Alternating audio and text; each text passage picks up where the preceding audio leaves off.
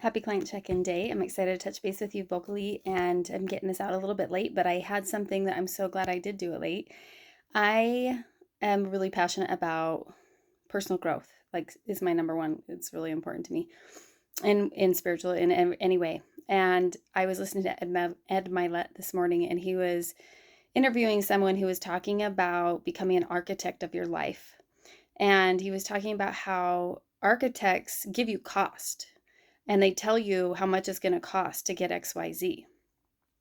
And they also help you, manufacture and create that dream to help you clarify by asking questions and refining and having more clarity so that you can actually build it, right?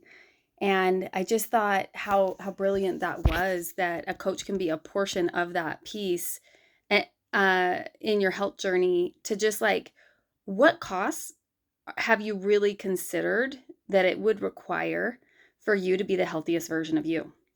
And are those costs worth it to you?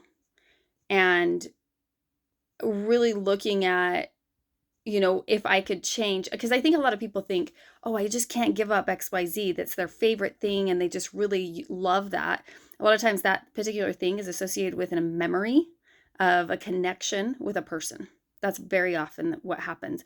Or it's replacing emotions that are experienced habitually and that there's a habit going on there. I mean, there's a little bit of both. So, considering that the highest version of you, what if you didn't want it? What if you were able to better connect and be connected to yourself, to not desire that in the same way? That it isn't so heavy, isn't so pulling. It's more giving you freedom and choice. So I want you to think about what you really want. We're constantly working on refining our what our why and what we're doing, and within that piece, what's the cost associated? Because there's going to be a cost no matter what, all the time. Like, that's what I talk about this frequently. There's always like two sides to everything. So if you don't eat the dessert, some people see the deprivation and like go there in their mindset, and it's just really hard for them that way. But there's also another person on the same side who's really focused on what they want to create, and they're doing it, and it's not so heavy. It's not all this resistance. It's shifting into a creation mode, which is what an architect does, is creates.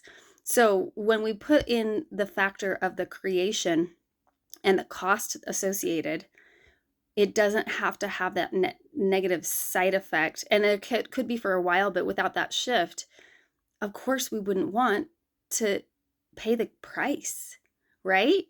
I mean, this is kind of deep to me, so I don't know if I am being followed very well, but I just want to encourage you. There is so much to learn about ourselves, about the way we habitually think, our relationship with food, with people, with our emotions, being able to push them down or process them. How often do we do it? Like, that is the magical piece right there, is slowing down. And if you're always thinking about the future or the past versus the present moment, and stop, challenge, choose, like Dr. A says, oh, so many good things today. So I'm excited to hear from you. What are you thinking about? How is this resonating? And what do you think of when I'm talking about it? So I'd love to chat with you. Give me a call when you get this. And I do have an event in Utah coming up on the 17th at 7 p.m. for Kintsugi. It's where you put pottery back together and repair it. So if you know anybody who would like to come, or you want to come, or whatever, it's going to be really cool. And there's also the event for May 5th, which is an overnighter, totally worth flying in. There will be other people doing so. And that is going to be at Amber and Jared Smithson's house. We're going to talk about values, the same topic of what I opened up today talking about. When you have clarity in your values and what you like, your top four, and have those in order and understand them deeply, they change about every 90 days. So there's a lot of self-reflection.